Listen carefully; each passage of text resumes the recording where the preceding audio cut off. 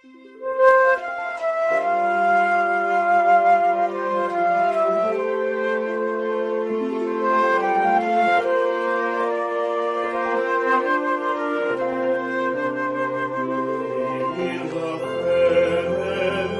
días, en este hermoso sábado, 8 de mayo del 2021, vamos a repasar la lección titulada La simiente de Abraham, que corresponde a este día.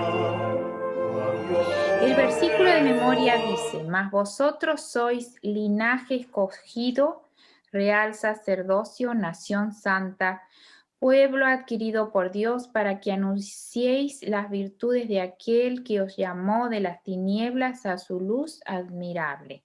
Primera de Pedro 2:9. ¿Qué significa este texto para ti? ¿Te ayuda a saber quién eres? ¿Es usted un miembro de la realeza, un príncipe o una princesa? ¿Eres elegido por Dios como su hijo especial? ¿Es usted un sacerdote, sea hombre o mujer? ¿Experimenta estos hechos como parte de su identidad, su sentido de sí mismo, o son solo palabras? ¿Qué diferencia hay en cómo vives para ser un príncipe real o una princesa del gobierno celestial de Dios y un sacerdote de su corte? ¿Cuál es la función de un sacerdote? ¿Ministrar? ¿Ministrar qué? El texto nos dice, la luz maravillosa. ¿Cuál es la luz maravillosa que debemos ministrar? ¿No es la verdad de la realidad que es ante todo la verdad acerca de Dios mismo? Su carácter de amor, Él como creador, sus leyes como leyes de diseño, cómo se construye la vida para operar sobre el amor y la maravillosa luz de la curación, verdad encontrada en Jesús que nos libra del pecado y de la muerte a la vida eterna. El día domingo nos refiere a más que todos los pueblos. La lección del domingo saca otro descriptor del pueblo de Dios, además de la realeza y el sacerdocio, pero un pueblo santo, tal como lo hace Pedro. ¿Qué significa ser santo? ¿Qué es la santidad? Dice, puesto aparte. ¿Aparte de qué? El mundo del pecado. Entonces, si somos apartados del pecado, ¿sería eso lo mismo que ser restaurados a la justicia? ¿Ser sanados, transformados, vuelto a ser uno con Dios? Cuando Moisés fue a la zarza ardiente, se le indicó que se quitara los zapatos porque estaba de pie en la tierra santa. ¿Qué significa esto? La Biblia dice repetidamente que el sábado es santo, un día santo, que no es un objeto, sino un tiempo. ¿Cómo es el santo? ¿Cómo es santo el sábado? Cuando Israel fue al Sinaí, se puso un límite alrededor de la montaña y se apartó como santo. ¿Qué significa esto? Cuando construyeron el santuario, tenía un lugar santo y un lugar santísimo. ¿Qué significa eso? El sumo sacerdote llevaba en su turbante una placa de oro puro con la inscripción Santo para el Señor. El altar de oro y todos los utensilios usados en el servicio del santuario eran santos para el Señor. Todo lo que haya sido tocado por la sangre del animal sacrificado se convertía en santo. Entonces, ¿qué es la santidad? ¿Qué significa ser santo? ¿Cómo puede ser santo los objetos y el tiempo? ¿Es simplemente una declaración arbitraria de un Dios que hace reglas o hay algo objetivo, algo basado en la realidad que está sucediendo? ¿Qué fue diferente entre la zarza ardiente y el suelo alrededor de cualquier otro arbusto y el suelo de la región? ¿En qué se diferencia el tiempo que las horas de reposo de cualquier otro día de la semana? ¿Qué fue diferente en el Sinaí de todas las demás montañas de la región? ¿Y qué era diferente acerca de todos los elementos del santuario que cualquier otro instrumento o sangre de cualquier otro animal? Todo lo que era santo fue apartado para revelar la verdad acerca de Dios de una manera que otros similares no podrían. La zarza ardiente y la tierra donde Dios se encontró. Dios le reveló a Moisés la verdad acerca de Dios y su presencia que los otros arbustos y el suelo no hicieron ni pudieron hacer. La presencia de Dios estaba literalmente allí. El arbusto brillaba literalmente. El suelo fue impactado por la presencia física de Dios. Esto no era una declaración, era una realidad. Dios estaba allí y le manifestaba verdades a Moisés en ese lugar, exactamente la misma realidad en el Sinaí. El sábado fue creado como un día que revela los métodos y el carácter de Dios. Los días desde el 1 hasta el 6 de la semana de la creación revelan el poder del Dios que crea, pero el día 7 revela el carácter de Dios y cómo ejerce el poder. Presenta la verdad con amor y luego deja a sus criaturas inteligentes libres para pensar por sí mismo. Dios descansó. Dios dejó de usar el poder ante un asalto a su derecho a gobernar. Por lo tanto, el sábado se aparta en la creación como un tiempo que está investido con el carácter y los principios de Dios y un tiempo para que descansemos, reflexionemos y recordemos a Dios y sus métodos y practiquemos esos métodos en nuestra vida.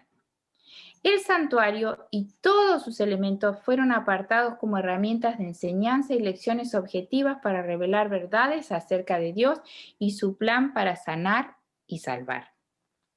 Entonces, ¿qué es la santidad? Ser apartado de lo profano, ser apartado de lo mundano y estar unido a Dios en su reino de amor para cumplir su propósito y vivir en armonía con Él y sus métodos.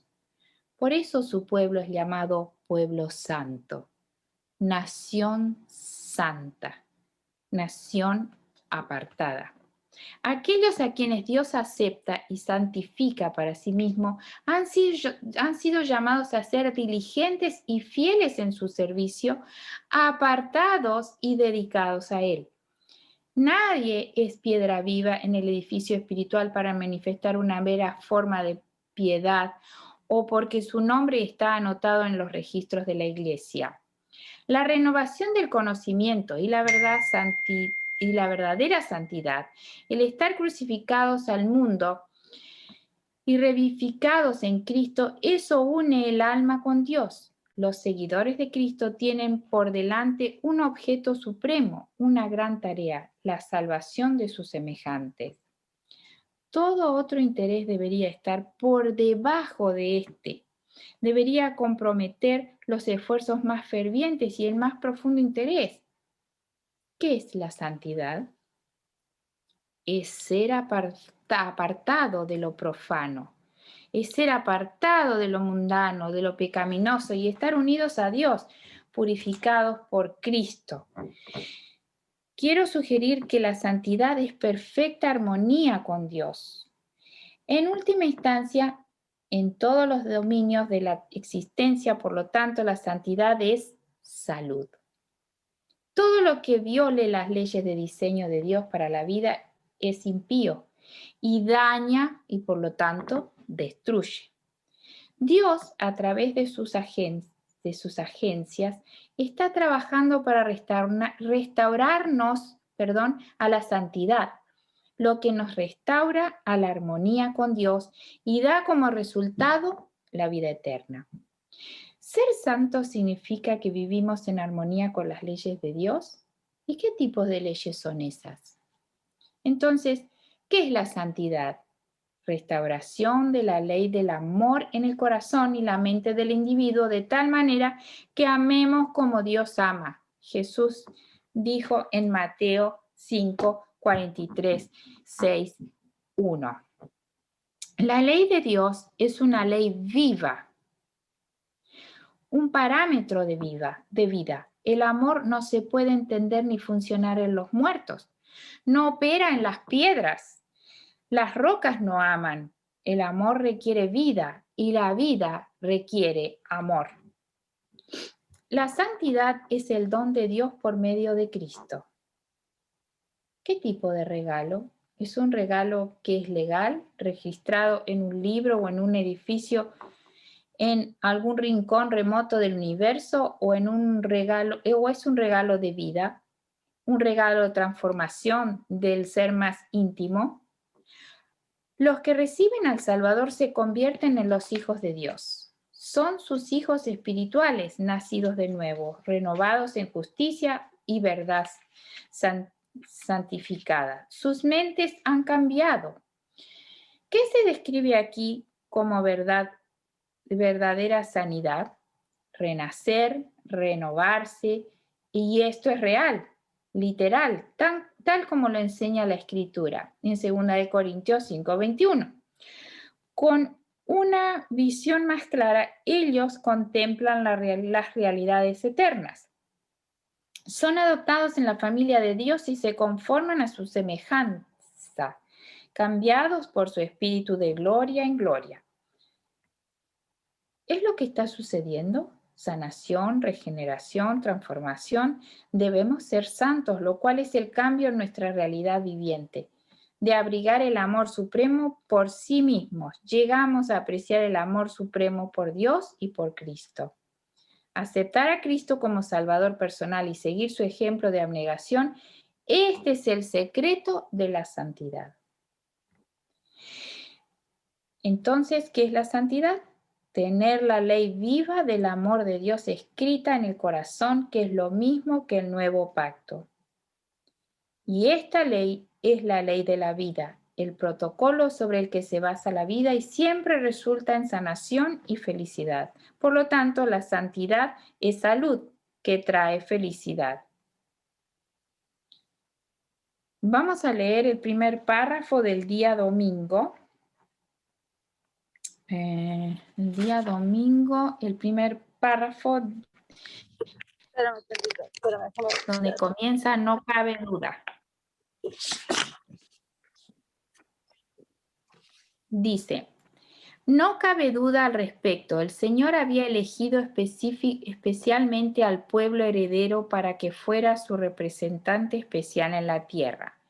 La palabra traducida como especial en el versículo anterior puede significar propiedad valiosa o tesoro peculiar. También es esencial recordar que esta decisión fue totalmente un acto de Dios, una expresión de su gracia. El pueblo en sí no tenía nada que lo hiciera merecedor de esta gracia, porque la gracia es algo inmerecido. ¿Qué hay de la idea de que esta elección fue un acto total de Dios y que no había nada en la gente que mereciera esta gracia? Esto está un poquito confundido en la expresión. Confunde la idea y nos causa confusión. Veamos si podemos aclarar el problema. Las acciones de Dios son siempre 100% acciones de Dios. Las elecciones de Dios son siempre 100% elecciones de Dios. Entonces Dios eligió a los descendientes de Abraham y fue 100% decisión de Dios. No hay duda de esto.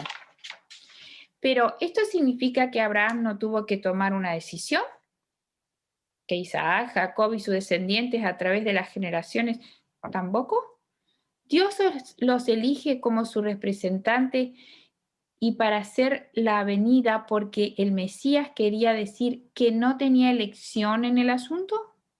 ¿O la historia muestra todo lo contrario, que millones de hechos eligieron rechazar la elección de Dios y en cambio hicieron de los ídolos sus dioses? Pero Dios sabía de antemano que un remanente de los descendientes de Abraham seguiría siendo una venida fiel para el Mesías y conservaría las escrituras para el resto de la humanidad. usan la palabra merecer. Y con eso creo que quiere decir que Abraham y sus descendientes no fueron elegidos como recompensa por un buen trabajo. Fueron elegidos como recompensa por un buen trabajo.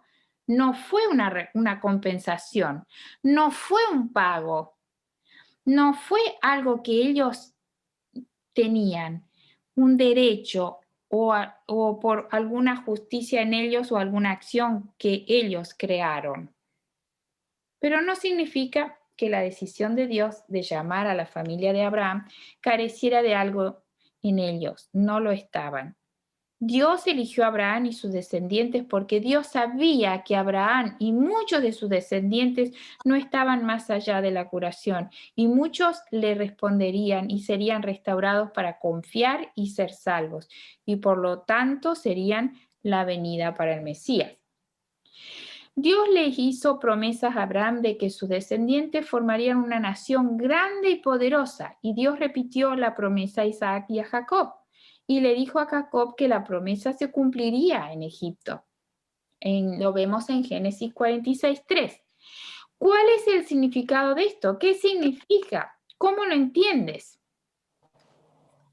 Primero, es una evidencia de la presencia de Dios. Aquí hay otro ejemplo de que Dios realmente conoce el futuro, incluidas las elecciones futuras de las personas. Algunos que sostienen el teísmo abierto y enseñan que Dios conoce las decisiones futuras de las personas, no reconocen que eventos como este no pueden ocurrir sin que las personas tomen decisiones. Los hermanos de José optaron por venderlo como esclavo. Tenemos ese ejemplo. Los traficantes de esclavos viajeros que eligen ir a Egipto y vender a José allí, a Potifar, y Potifar eligió comprar a José y luego eligió no matarlo cuando su esposa hizo acusaciones falsas contra él, sino que decidió ponerlo en la cárcel. La decisión del faraón de encarcelar al panadero y al copero. Entonces Dios interviene con sueños para el panadero y el copero y más tarde para el faraón. Pero Dios, las intervenciones están sucediendo en torno a todas las elecciones del libre albedrío de las personas que Dios conoció de antemano y por eso Dios les dijo a Jacob que crecería en Egipto. Entonces el faraón decide ceder la tierra a la familia de José. Jacob y la familia deciden mudarse a Egipto y aceptar la oferta del faraón. ¿Por qué Dios trabajó activamente para lograr esto? ¿Cuál es el contexto en el que se desarrollan estos eventos? La ejecución del plan de salvación, la venida del Mesías. Satanás estaba trabajando para detener el plan de Dios para salvar a la humanidad. Dios estaba trabajando para llevar a Jesús y salvarlos. Perdón. Dios le había dicho a Abraham que sería a través de sus descendientes que vendría el Mesías. Ok, seguimos entonces. La ejecución del plan de salvación de la venida del Mesías, entonces decíamos que a través de las elecciones de las personas, Dios estuvo en todo ese plan, ¿no? ¿Por qué Dios trabajó activamente para lograr esto? ¿Cuál es el contexto en el que se desarrollan estos eventos? La ejecución del plan de salvación, la venida del Mesías. Satanás también estaba trabajando para detener el plan de Dios para salvar a la humanidad. Dios estaba trabajando para llevar a Jesús a poder cumplir el plan de salvación, a salvarnos. Dios le había dicho a Abraham que sería a través de sus descendientes que vendría el Mesías. ¿Qué hace Satanás? ¿Se va de vacaciones o busca destruir esta rama de la familia humana? ¿Qué acciones puedes ver que son obra del enemigo de Dios y que si no se contrarrestarán, no habría resuelto en interferir y obstruir el plan de Dios para ser realizado a través de la simiente de Abraham, o de la tentación de Sara de tomar a Agar y cumplir la promesa, o Sodoma y Gomorra y las otras ciudades, su perversidad e influencia cultural corrupta. Si no se elimina, sería una influencia seductora y destructiva en la vida de Abraham, descendientes, y así Dios los eliminó, o los hijos de Jacob, Simeón y Leví, tratos deshonestos con los sequemitas, lo que inicia a la hostilidad en las diversas naciones que los rodeaban para tratar de destruir. Los celos de los hermanos de José, ¿dónde se originaron? ¿Quién fue la fuente de inspiración? La hambruna, sin la intervención de Dios, lo que probablemente les habría sucedido a Jacob. Familia, ¿quién hubiera querido ese resultado? ¿Hay evidencias de las escrituras que Satanás puede afectar el clima? Luego su cautividad en Egipto. ¿Quién inspiró a Faraón con celos a encender a el hebreo y a esclavizarlos? ¿Y cuál fue el objetivo de la esclavitud? Para degradarlos, para destruirlos de la imagen de Dios en ellos, para corromperlos y endurecer sus corazones y así cerrar las avenidas para el Mesías. ¿Por qué permitió Dios el cautiverio? ¿Por qué Dios no intervino antes y envió a alguien como Moisés al comienzo de la esclavitud para sacarlos? ¿Por qué Satanás tenía otros agentes humanos, estados, naciones, grupos que habrían atacado y destruido, y los hijos de Israel necesitaban aumentar su número lo suficiente para ser una población y un grupo sostenible? Por lo tanto, mientras estaban en Egipto, estaban protegidos por el gobierno egipcio de todas las demás naciones y podrían aumentar y crecer hasta que llegara el momento adecuado para salir de Egipto. Y muchos judíos sostienen que este punto de vista de por qué Dios lo permitió que sean esclavos en Egipto. Vamos al día lunes. La lección se enfoca en Deuteronomio 28. Las promesas y maldiciones a Israel dependiendo de lo que haga Israel. Y el párrafo que comienza la primera parte, que sería el segundo párrafo, dice: la primera parte de Deuteronomio describe las bendiciones que recibiría Israel si cumplía la voluntad de Dios. La otra parte del capítulo trata de las maldiciones que le sobrevendrían si no cumplían. Y estas maldiciones fueron en gran parte, aunque no totalmente, provocadas simplemente al darle al pecado la posibilidad de concretar sus resultados malvados.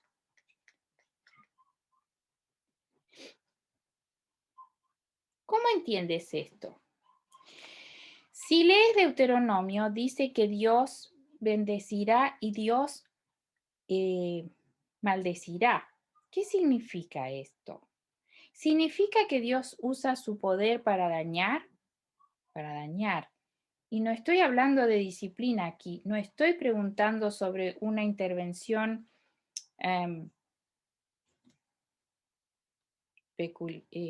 una intervención terapéutica. Estoy preguntando, ¿usa Dios el poder para infligir maldición o hacer daño para sí? Daño que si Dios simplemente se refrenara de actuar, el pecado no cosecharía de otra manera. ¿Es Dios la fuente del dolor, el sufrimiento y la muerte? Entonces, ¿por qué la Biblia se lee como lo hace? Como si el Señor estuviera causando esto y traiga esto sobre ellos. ¿Cuál es el propósito de estas promesas y advertencias? ¿En qué nivel de madurez se encuentra la mayoría de estas promesas?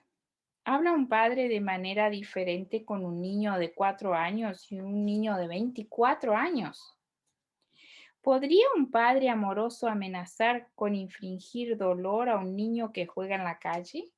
¿Por qué? En la mente del niño, ¿qué entiende de malo jugar en la calle?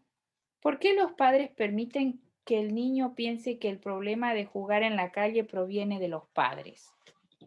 ¿De los padres? O sea, es una pregunta.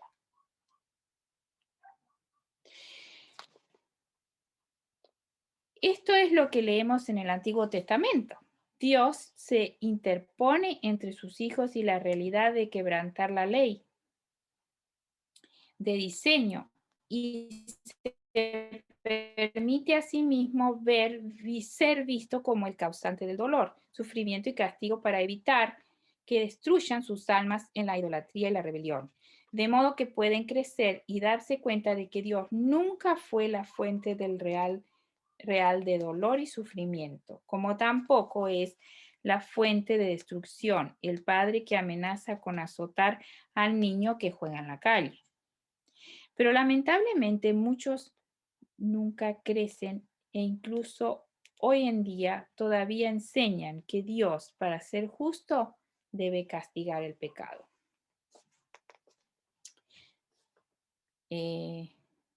Vamos a leer Jeremías 11:8. Jeremías 11:8.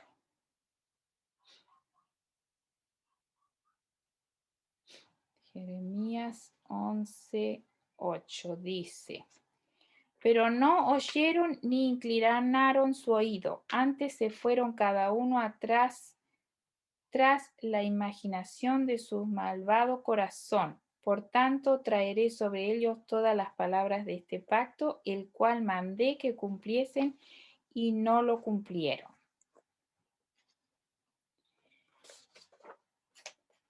Estamos en el día martes y el primer párrafo del día martes dice: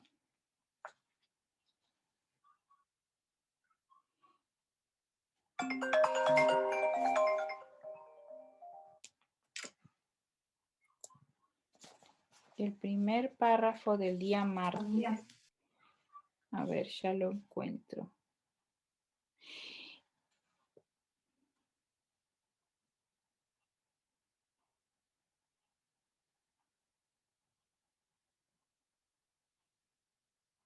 Ale, creo Sí. que había mucha presunción en el pueblo de Dios. Sean que por el pacto que Dios se había hecho con Abraham, pensaban que ellos podían seguir quebrantando la ley del Señor y la justicia de Dios no llegaría, pero no, Dios es un Dios de justicia, es un Dios de amor, claro, pero el pecado tiene que tener su paga. Y cuando el pueblo de Dios, por ejemplo, en el tiempo de Jeremías, Jeremías los amonestaba, les traía el mensaje del Señor. Y ellos decían, ¿cómo trataban a Jeremías? O sea, lo tiraban que fuera como un loco, ¿verdad? ¿Qué te pasa si nosotros somos el pueblo elegido? Nosotros somos los descendientes de Abraham. O sea, nosotros no vamos a ser destruidos, porque por medio de nosotros vendrá el Mesías, vendrá la promesa. Sí, el Señor de alguna manera, ¿verdad? O sea, lo que Dios había prometido que vendría el Mesías por medio de ellos, pero ellos se quitaron la bendición del Señor por el hecho de que no siguieron los estatutos del Señor. Claro. No era Y algo hoy en día automático. y hoy en día nosotros no estamos exentos de caer en eso, en presunción. O sea, Claro. cuán peligroso es, ¿verdad? Y no es que Dios maldice, es que son las consecuencias de tus elecciones, ¿no? Los resultados, ¿no? Así como un niño que juega en la calle le va a pasar un accidente, no porque el padre lo haya castigado, sino porque son las consecuencias de, de estar en la casa donde el padre le dijo no estés. O sea, Exponiéndose al pecado. Es claro, como cuando nosotros vemos un staff, yo siempre le digo a mis hijos, digo, mira, está un staff con un propósito con un propósito, está ese stop, Claro, ¿verdad? claro, Y si nosotros lo pasamos y el policía te llega detrás, ¿quién tuvo la culpa de que claro, te den un ticket? Tu decisión, digo. claro, Y nosotros cuando quebrantamos las leyes, nosotros somos responsables de las consecuencias que nos vengan. No podemos decir, ay, es que el policía, ¿cómo se le ocurrió venir a darme un ticket, verdad? claro, claro. Son las consecuencias, los resultados, ¿no? De la elección. El Señor dice que traerá sobre ellos todas las palabras de este pacto. Sin embargo, está hablando de algo malo, aunque tendemos a pensar que el pacto nos ofrece solo algo bueno, existe la otra cara. Este principio se vio con Noé. Dios le ofreció algo maravilloso, preservarlo de la destrucción, pero Noé tuvo que obedecer para recibir la bendición de la gracia de Dios. Si no lo hacía, se aplicaría la otra parte del pacto. ¿Cómo entiendes esto? Si lees Deuteronomio, no, estoy en martes, perdón. ¿Cómo entiendes esto? Dios está haciendo algo malo, ¿acaso? La lección sugiere que es algo malo, ¿no es así? ¿Es algo malo para un padre disciplinar a un niño rebelde? No.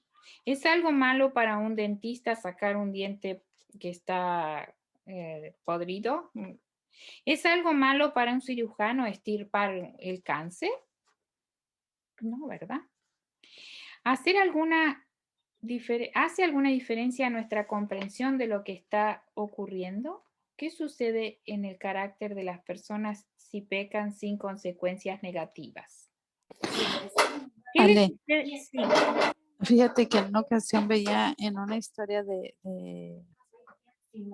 que veía para los niños, sé que al igual que los arbolitos cuando se están torciendo, necesitan que les pongan como un palo, ¿verdad? En medio y luego les amarran un lazo, algo para que los regrese al camino, o sea, para que los enderece. De la misma manera, nosotros necesitamos que Dios, pues, nos dé consecuencias, ¿no? De lo que nosotros vamos mal para que regresemos a enderezarnos al camino. Claro. O sea, es necesario para nuestro crecimiento. ¿Qué sucede en el carácter si las personas que pecan no tienen consecuencias negativas? ¿Qué le sucede a una persona con lepra, por ejemplo? La lepra daña los nervios, que señalan el dolor, por lo que cuando la persona con lepra toca una estufa caliente o se corta, no siente, no tiene sensibilidad. Entonces se hace mucho más daño a sí mismo. El dolor que sentimos con una quemadura o con un corte nos alerta que algo anda mal y entonces minimizamos el daño, nos separamos de lo que está caliente, de lo que nos está cortando. La lepra es una metáfora del pecado porque el pecado abraza la consecuencia, nos vuelve insensibles al daño que nos causa el pecado y nos dedicamos a destruir más y más y más. Nos hace insensibles. Y entonces destruye nuestro propio carácter. Y Dios entonces, lamentablemente, por nuestras elecciones, ve con dolor las consecuencias dolorosas de nuestras decisiones. Y entonces su ley de amor es una evidencia de amor. Y está diseñada para hacer que se arrepientan, para que se vuelvan, para ser salvos. Pero toda esta sabiduría que requiere que rechacemos la mentira de la ley impuesta, la idea de que la ley de Dios funciona como la ley humana y aceptemos la verdad de que Dios es creador y sus leyes son leyes de diseño. Si nos aferramos a las mentiras de la ley impuesta, entonces vemos el pecado simplemente como unas malas acciones, rompe las reglas y romper las reglas requiere la aplicación externa y la imposición de un castigo para defender la ley. Por tanto, Dios es la fuente del dolor y sufrimiento como ejecutor de la ley, si lo pensamos así. Pero la ley de diseño pero la ley del diseño se da cuenta de que el dolor y el sufrimiento proviene del pecado mismo y Dios puede intervenir artificialmente con la disciplina y los límites terapéuticos como padre o un médico amoroso buscando sanar y restaurar. La lección nos pide que comparemos el mundo anterior al diluvio y las acciones de Dios al traer el diluvio y las maldiciones de Dios sobre Israel. ¿Cuáles son los paralelos? ¿Cuál es el panorama o contexto general? La humanidad está muriendo de pecado y Dios prometió enviar a Jesús como nuestro Mesías para salvarnos y Satanás está trabajando para obstruir el plan salvador de Dios. Ese es el contexto, ese es el tema de la Biblia. En el contexto, ¿qué vemos y aprendemos? La lección dice, en su mayor parte, la historia de Israel del Israel nacional fue un patrón repetido de apostasía seguido de juicios divinos. ¿Qué entiendes que significa? ¿Qué entiendes? ¿Qué significa y es esto? ¿Cómo escuchar los juicios divinos? ¿Con qué lente de la ley escuchas esto? ¿Qué significa juicios en el mundo de los derechos humanos? Cuando el derecho funciona como lo inventamos, reglas que requieren su cumplimiento. ¿Qué significa juicio cuando vemos a Dios como creador y sus leyes son las leyes sobre las que está construida la vida? Entiendo esta realidad entonces. ¿Qué es el juicio? ¿Es un juicio legal o es el diagnóstico preciso de lo que sucede cuando violamos las leyes del diseño de Dios? La cuestión del juicio es confusa porque en la Biblia hay al menos 4 juicios y los vamos a analizar. El primer juicio. Sea Dios veraz, pero todos los hombres mentirosos, como está escrito, para que seas justificados en tus palabras y vencer cuando seas juzgado. Romanos 3:4. Satanás mintió acerca de Dios. Jesús revela la verdad de Dios. Debemos juzgar. ¿Es Dios como dice Satanás o es Dios como Jesús lo ha revelado? Este juicio nuestro determina si elegimos confiar en Dios y abrir nuestro corazón o no. Vi a otro ángel volando en el aire que tenía el Evangelio eterno para proclamar a aquellos que vivir en la tierra, a cada nación, tribu, lengua, idioma y pueblo. Dijo en voz alta, temed a Dios y darle gloria porque ha llegado la hora de su juicio.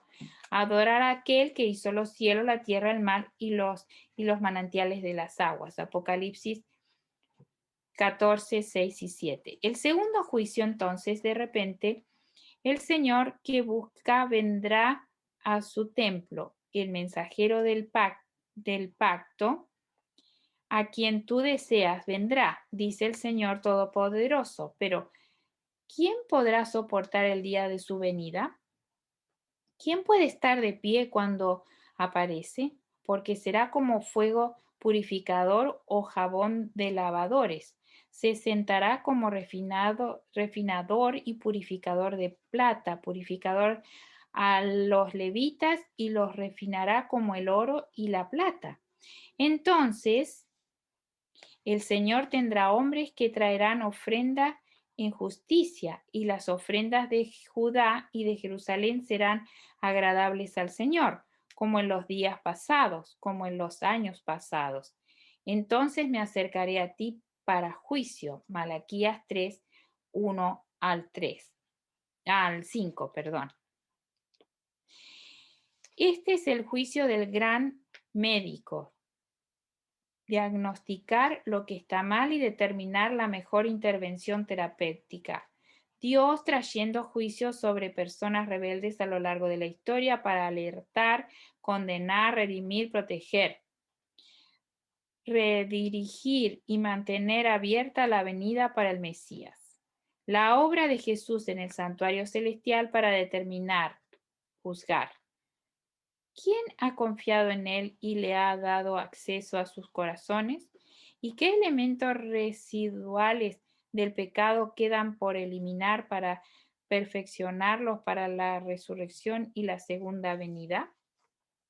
Tercer juicio. Vi tronos en los que estaban sentados aquellos a quienes se le había dado autoridad para juzgar, y vi las almas de los que habían sido decapitados por su testimonio de Jesús, por las palabras de Dios. No habían adorado a la bestia ni a su imagen y no habían recibido su marca en la frente ni en las manos. Ellos volvieron a la vida y reinaron con Cristo 1000 años. Apocalipsis 24 al 6. ¿No sabes que juzgaremos a los ángeles? Primera de Corintios 6:3. En el futuro los santos revisan la historia de lo que sucedió y las vidas de los perdidos y de los ángeles, y juzgar las acciones de Dios al salvar a quien es salvo y no salvar a quien no es salvo, lo que confirma que toda persona perdida está perdida porque en realidad no quiere estar en el cielo, de modo que no quede ninguna duda en la mente en cuanto a por qué los que no se arrepienten no están en el cielo. Y el cuarto juicio, vi un gran trono blanco al que estaba sentado en él, y vi a los muertos grandes y pequeños de pie delante del trono, y los libros se abrieron. Se abrió otro libro, que es el libro de la vida. Los muertos fueron juzgados de acuerdo con lo que habían hecho, según consta en los libros. Apocalipsis 20, 11 y 12. ¿Y qué está registrado en los libros? Los nombres están escritos allí y en la Biblia. ¿Qué representa el nombre? ¿Personajes? ¿Y qué determina nuestro carácter? ¿En quién hemos elegido confiar? Ya sea abriendo nuestro corazón a Jesús y permitiendo entrar o aferrarnos al miedo o al egoísmo. O permitiendo aferrarnos al miedo o al egoísmo. Si hay un árbol bueno y su fruto es bueno, o si hay un árbol malo, su fruto es malo. Por lo tanto, el árbol se reconoce por su fruto. Generación de víboras, ¿cómo pueden ustedes que son malos decir algo bueno? Dijo Jesús, porque de la abundancia del corazón habla la boca, y el hombre bueno saca cosas buenas del bien que tiene guardado en su corazón, y el hombre malo saca cosas malas del mal que tiene guardado en su corazón. Pero les digo que los hombres tendrán que rendir cuenta en el día del juicio por cada palabra descuidada que hayan dicho, porque por las palabras serán absueltos y por las palabras serán condenados. Esto está en Mateo 12, 33 al 37. ¿Qué se describe? Carácter. La condición real de cada corazón, un diagnóstico de lo que realmente es el fin de los 1000 años. La Nueva Jerusalén está en la tierra y las puertas están abiertas y nadie entra. Los malvados reconocen que estaban equivocados y que Dios tenía razón, pero atacan la ciudad de todas formas. Luego experimentan el fuego de la verdad y el amor desvelado y lloran para que las montañas caigan sobre ellos. Y todos los salvos juzgan que Dios no pudo haber hecho nada más para salvarlos. No existe un tribunal de derechos humanos que determine la culpabilidad o la inocencia y le imponga castigo. Esa es la mentira de Satanás. Entonces, ¿cómo entiendes el juicio? Vamos al día martes y el cuarto párrafo dice, el cuarto párrafo del día martes dice, Esto trae a colación algo que se mencionó anteriormente. El pacto que Dios quiere hacer con nosotros no es simplemente un acuerdo legal y frío hecho entre empresarios por el que cada uno busca sacar la mejor tajada. La relación del pacto es un compromiso tan serio y sagrado como el matrimonio, razón por la cual el Señor usa esta imagen. Y esto está bien dicho, el pacto no es un acuerdo legal, es una relación santa de amor y confianza en la que nos entregamos y experimentamos el Espíritu que mora en nosotros, que nos infunde con nuevos motivos, deseos, actitudes, métodos, principios en el carácter de Cristo. Y ahora vamos al día miércoles. El día miércoles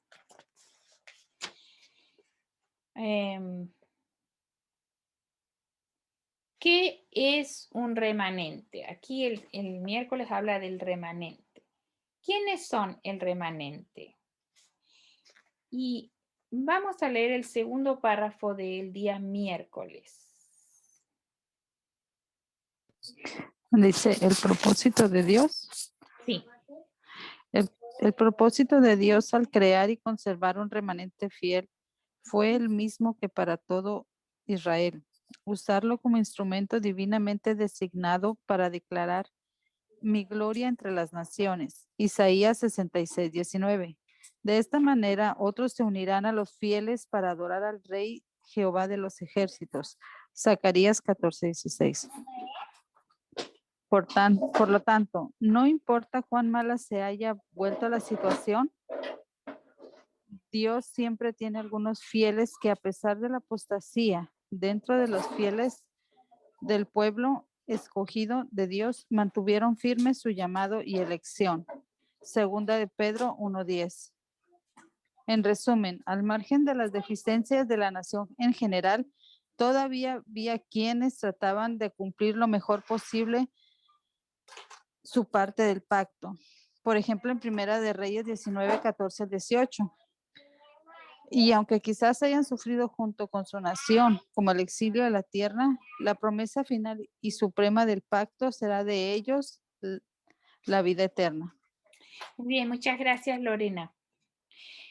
¿El remanente revela la gloria de Dios?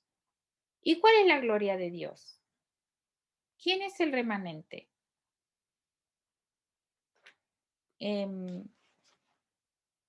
Aquellos que aman a Dios, ¿no es cierto? Y quieren cumplir sus propósitos. ¿Y cuál es la gloria de Dios? Creo que es reflejar el carácter. Exactamente, muy bien, su carácter. ¿Cuál es el mensaje para el mundo hoy? Entonces el dragón se enfureció contra la mujer y se fue a hacer la guerra contra el resto de su descendencia, los que obedecen los mandamientos de Dios y se aferran al testimonio de Jesús. Apocalipsis 12:17. ¿Qué significa obedecer los mandamientos de Dios? ¿Qué significa aferrarse al testimonio de Jesús?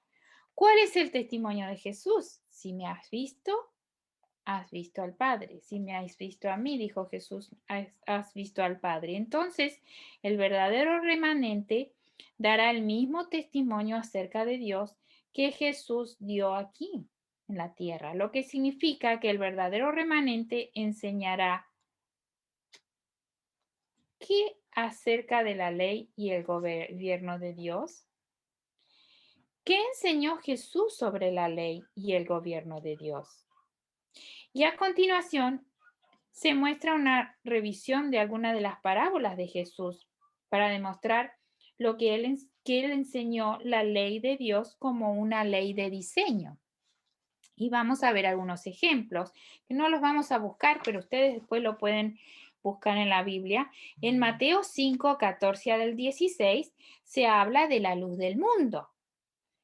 ¿Se acuerdan de la lámpara? Yo soy la luz del mundo. En Mateo 9, 16 y 17 dice, el paño nuevo no se coserá en un paño viejo, ¿no es cierto? También tenemos la parábola del sembrador en Mateo 13, 1 al 23. En Mateo 13, 33 al 34 tenemos la parábola de la levadura. En Mateo 13, 47 al 50, la parábola de la red que saca toda clase de peces. Luego tenemos Mateo 15, 10 al 20, lo que sale de la boca es lo que está en el corazón. Y después en Mateo 20, 1 al 16, habla acerca de la parábola de los obreros de la viña. Y entonces ya pasamos para ir terminando al día jueves. Y allí tenemos el Israel espiritual. ¿Quién es el Israel espiritual? Todos ustedes son los hijos de Dios por la fe en Cristo Jesús, porque todos los que fueron bautizados en Cristo se han revestido de Cristo. No hay judío, no hay griego, ni esclavo, ni libre, ni varón, ni mujer, porque todos sois uno en Cristo Jesús, si perteneces a Cristo. Entonces es la simiente de Abraham y heredero según la promesa. Gálatas 3:26. ¿Quién es el heredero de la promesa hecha a Abraham? Todos los que tienen la fe como Abraham. Se trata del carácter, no de genética ni de color. Jesús dejó esto en claro cuando dijo a los líderes judíos que eran de su padre el diablo. La ley dice, por el bautismo adquirimos parentesco con Cristo y por medio de él adquirimos el derecho a participar en las promesas hechas a Abraham. ¿Qué bautismo? ¿Cómo suena lo correcto? Introduce una connotación legal. Y entonces vamos al día viernes, ya para terminar. Y vamos a leer el primer párrafo. Dios no reconoce distinción, que comienza allí. No sé si lo puedes leer, Lorena. Sí, permítame un segundito, please.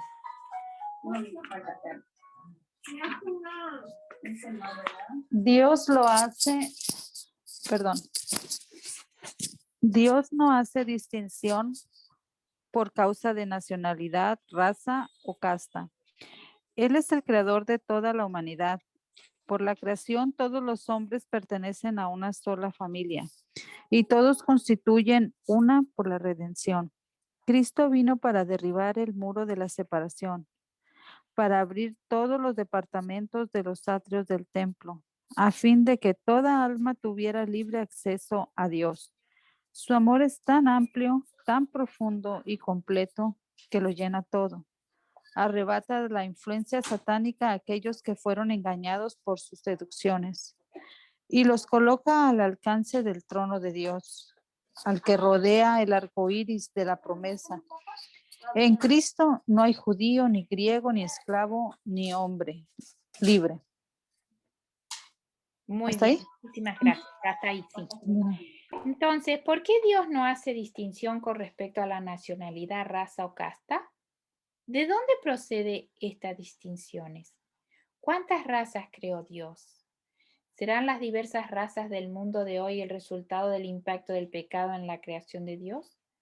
Los cambios fisiológicos que vemos en el mundo de hoy, como la reducción de la esperanza de vida, las arrugas, el envejecimiento, la reducción de la altura, la obesidad, la diabetes, el cáncer, ¿serían el resultado de que el pecado altere el diseño físico de Dios para los seres humanos? ¿Qué pasa con las diferencias entre el color de la piel? El resumen del día viernes dice, el verdadero Israel de Dios, ya sea antes o después de la cruz, es el Israel de la fe, gente que vive en una relación espiritual de pacto con Él. Estas personas actúan como representantes del Señor al presentar al mundo el Evangelio de su gracia salvadora. El hombre mira lo que está delante de sus ojos, mas Jehová mira el corazón. Primera de Samuel 16:7. ¿Está tu corazón en armonía con lo que Dios ha diseñado para ti? ¿Están tus ojos mirando ese encuentro con el Señor? Y si es así, ¿Qué estás haciendo para el Señor? ¿Son tus manos, tus pies, tu voz, las voz del Señor, las manos del Señor, los pies del Señor? Mira a tu hermano, a tu amigo, mira a tu enemigo como un heredero de la promesa. Trabaja siendo un instrumento del Señor. ¿Estás dentro del pacto con Dios? Ojalá que este sea un llamado a reflexionar y a pensar, ¿dónde estoy? ¿Estoy dentro de ese hermoso plan que Dios quiere para cada uno de nosotros? Que el Señor nos ayude en esta semana a cumplir sus promesas. Amén. Que su plan se cumpla en nuestra vida. Bien, muchas gracias. Vamos a orar. Sí. ¿Quieres orar, Lorena? Dios ama a todos, Sí. ¿verdad? A todos. Amoroso Padre, santo es tu nombre. Señor, gracias por tu grande amor, por tu grande misericordia. Señor, te pedimos perdón porque muchas veces te hemos fallado, te hemos deshonrado con nuestras malas actitudes y con nuestra falta de consagración por completo. Por favor, ayúdanos, Señor. Tú nos has hecho un llamado hoy día. Nos has recordado, Señor, que somos algo tan precioso para ti. Has mandado a Cristo a morir por nosotros. Ayúdanos a tomar realmente el pacto como es debido. Por favor, graba en nuestros corazones todos tus preceptos, pero que sean obedecidos solamente por amor, por agradecimiento a todo tu grande amor y tu grande misericordia. Por favor, Señor, cambia nuestro corazón, renuévanos, Señor. Te pedimos grandemente que bendigas a nuestros hermanos que por el día de hoy no pudieron estar. Por favor, bendícelos, que este tu día santo, Señor, volvamos a renovarnos a través de tu Santo Espíritu, que volvamos a mejorar y que recordemos ese pacto que hemos hecho contigo cuando bajamos a las aguas bautismales. Por favor, transforma nuestro carácter para tu honra y tu gloria. Sabemos que sin ti, Señor, no podemos hacer nada. Alejados de ti, Señor, no podemos, pero con Cristo, Señor, todo lo vamos a poder. Ayúdanos a creer en tus promesas y ser de ese remanente, Señor, que llegue a reflejar tu carácter. Por favor, perdona nuevamente, Señor, todas nuestras fallas. Reconocemos, Señor, que solamente tú puedes transformarnos para que tu grande amor sea manifestado y tu honra y tu gloria, Señor, sea cada vez más conocida en este mundo. Por estos seres, Señor, que somos pecadores, lo reconocemos, Padre, pero tú eres un Dios grande, fuerte y poderoso. Y creemos en ti, Señor, que creemos en que tú nos puedes transformar. Bendito y alabado sea tu santo nombre. Por favor, bendice a mi hermana el resto de este día, Señor, que podamos seguir buscándote. Por favor, necesitamos más de tu Espíritu Santo, Señor. No nos dejes, Señor, porque nosotros fácil nos vamos como niños solos, Señor. Por favor, no nos dejes, Señor. En el nombre de Jesús te lo pedimos. Amén. Amén. Bueno, muchísimas gracias y nos vemos el sábado que viene. Gracias, Ale. Cuídate, bendiciones.